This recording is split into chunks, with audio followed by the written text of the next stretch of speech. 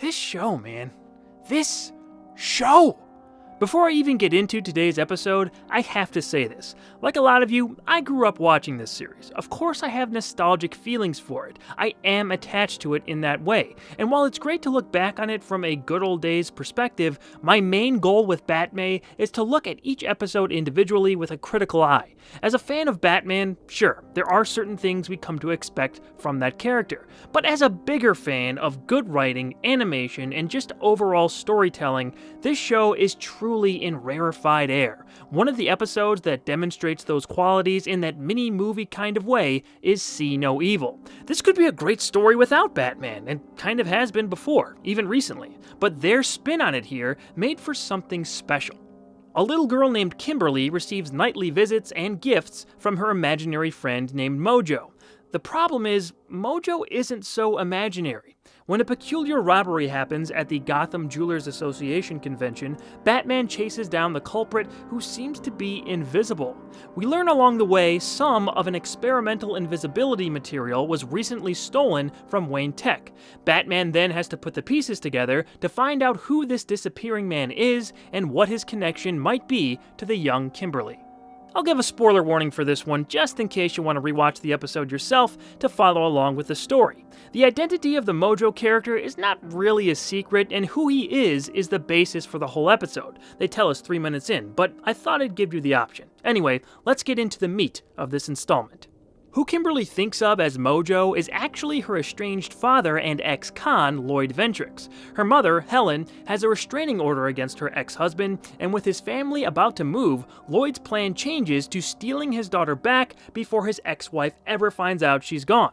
Lloyd is mostly played up as a sleazebag and creepy menace to Batman in this episode, but like so many of the antagonists on this show, he has his reasons for doing what he's doing. They don't justify his actions, but they do make an attempt to show us the gray area of this particular situation. Lloyd's inability to legally see his daughter almost makes him sympathetic. The key word there is almost. Come on, babe, if you could just let her see me. She knows you're not supposed to go near her. Ellen, please, cut me some slack here, will ya? I'll give you anything you want. His desperation is on full display in that scene. You almost feel sorry for him. But the problem with Lloyd is he'll do anything and hurt anyone to see his daughter. Also, his method for underhandedly doing just that is straight up creepy. Kimberly?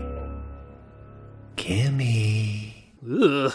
Like I mentioned earlier, this isn't exactly a new concept, but the gimmick of an invisible criminal sneaking around Gotham is an excellent story invention for Batman to fight against. It fits into the world of this show like a glove.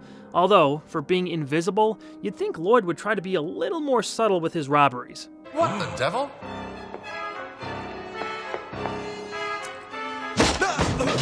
The Dark Knight had to use creative means to fight this adversary. It really showed us his resilience and intelligence. This is also a good episode if you love a good old-fashioned stealthy Batman scene. However, he is again not the focus of the episode. It's more about building up this villain, his motivations, and the characters he's affecting. This all leads to an outstanding climax, starting at a long closed-down drive-in movie theater. Such an appropriately spooky setting. It looked great on screen, just as all the animation in this episode did. The tone is helped, as always, by a superb score that enhances everything we see. And this really does feel like a movie, not some cheap rush job, a really atmospheric, unnerving, near-horror story with relatable characters and emotions. Throw in the dark guardian presence of Batman, and this becomes yet another episode to put on your rewatch list. It definitely stands out from the pack a bit in terms of the unique mood it creates, but there are some legitimately funny bits as well. Hey, who locked the bathroom? Who are you? I know you're in here. I didn't know he could fly, too. Plus, where that invisible car chase leads makes for an exhilarating finale.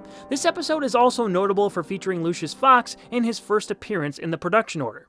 The writer for this episode and story editor for the series, Martin Pasco, just passed away earlier this month. From this episode alone, you can tell how talented he was. If for nothing else, make sure you See No Evil at least one more time to appreciate his work. Peekaboo.